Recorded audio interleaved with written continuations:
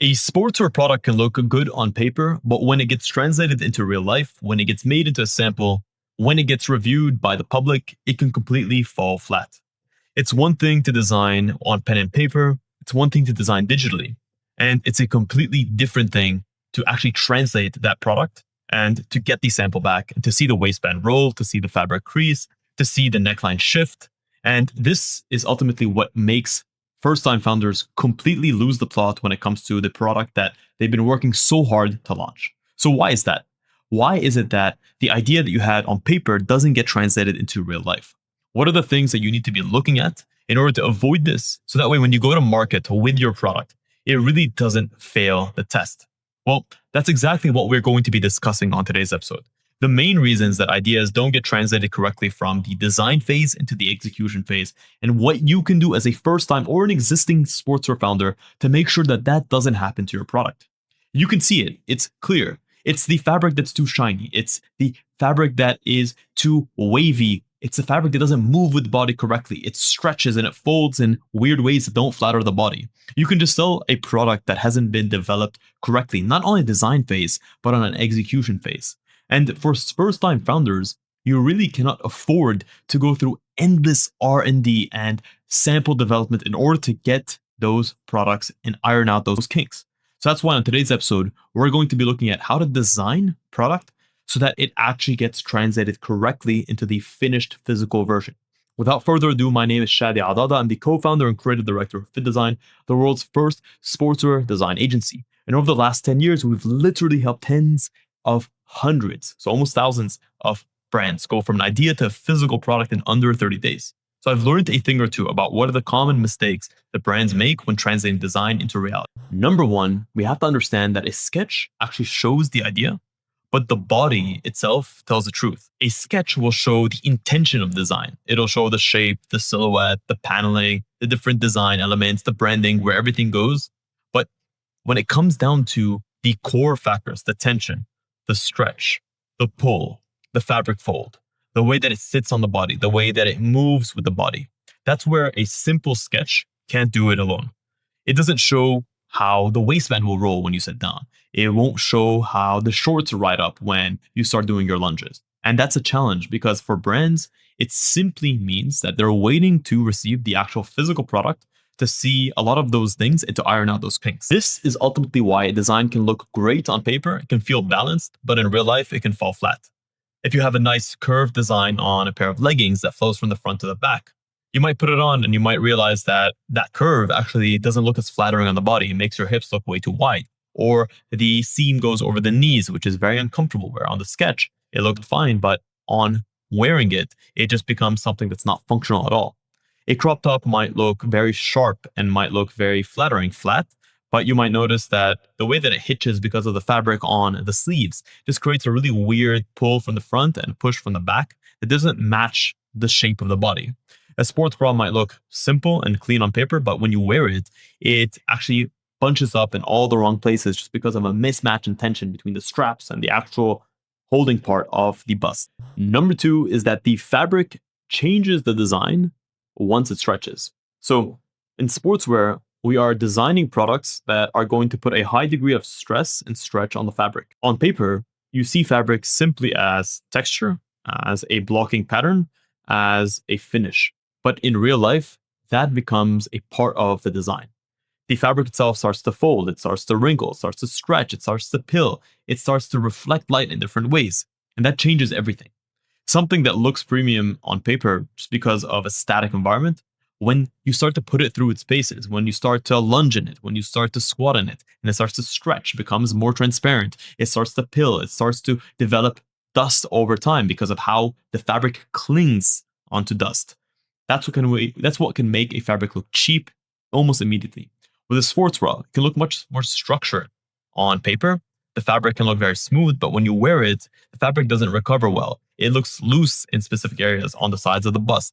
The straps themselves don't hold the tension that they look like they could hold on sketch. A t-shirt can look great on sketch. It can have a nice, clean silhouette that holds the design well. The graphic on it looks perfect. But as soon as you put that graphic onto an actual human body wearing it, perhaps where the fabric folds in at the armpits or on the chest, it can start to distort the graphic and make it look super off.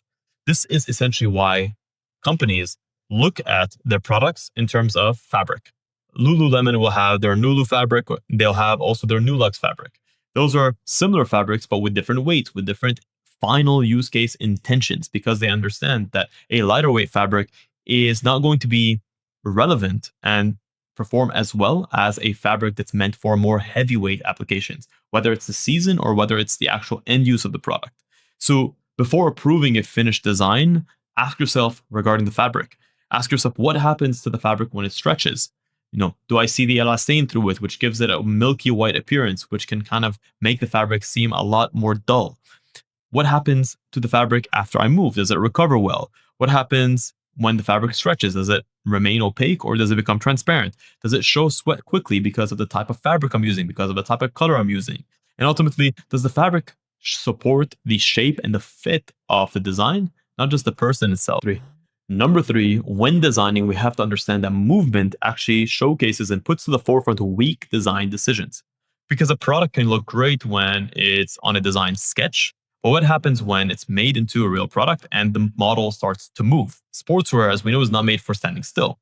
You're going to the gym, you're playing paddle, you're running, you're lounging. You're basically living life in these pieces. And if the customer has to work hard to lift their arms or to stretch or to move around, and every single time they do any of those motions, that's where those weak design decisions come to life. If the neckline keeps shifting or the hemline keeps running up, or you end up getting fabric bunching up in wrong places or in places that are very uncomfortable, or the waistband consistently rolls because you have too much of a front rise or too high of a front rise. This is where the customer can immediately feel something is off and you can feel uncomfortable. So the point is simple here. When designing, don't only review a product in a static form. Don't only review it from front, side, back, front angle, back angle views. Look at it under motion. Can the customer train in it? If it's made for paddle, put it through its swings. If it's made for the gym, put it through its paces. Ultimately, can they stretch in it? Can they sit in it? Can they live life in it? Can they do the intended purpose in the product? Number four is that the environment that the product is in changes the outlook and the outcome of the product. Sportswear itself doesn't exist in a blank space.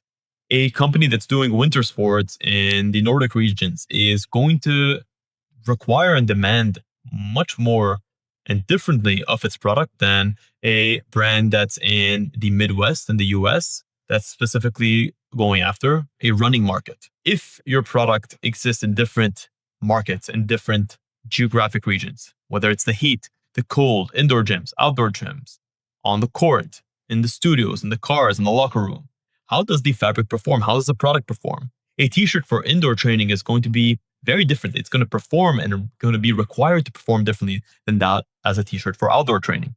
A legging for cold weather is going to perform differently than a legging for mild weather. A hoodie or that's meant to be used as a fashion piece or simply a gym pump cover up is going to be very different than that's used to keep you warm and to thermally insulate you. The environment affects the fabric weight, the type of construction you use, whether it's a single jersey, a double jersey, is it brushed on the inside, is it an interlock finish? It's going to affect your color choice, your sweat visibility, the types of layering you use, the amount of pockets you add, which adds volume. So as a founder, don't just ask the question, does this design look good visually? Ask the question, where is this product being worn? In what geographic climate? What is the temperature that it's used in? What is the majority of the time that this product is going to be used? Is this going to be an all year round product? Is it going to be a summer focused product, a winter focused product? Is the customer going to be indoors or outdoors? Are going to be transitioning between different locations? Is the customer going to sweat heavily in it? Are they genuinely going to layer it? So are they going to be wearing it with other products? If so, what types of products would they be wearing it with? How do those silhouettes match each other? Will they wear it with other people when training or after training? So lastly, we have to ask, how do we stop designing our product simply for design's sake?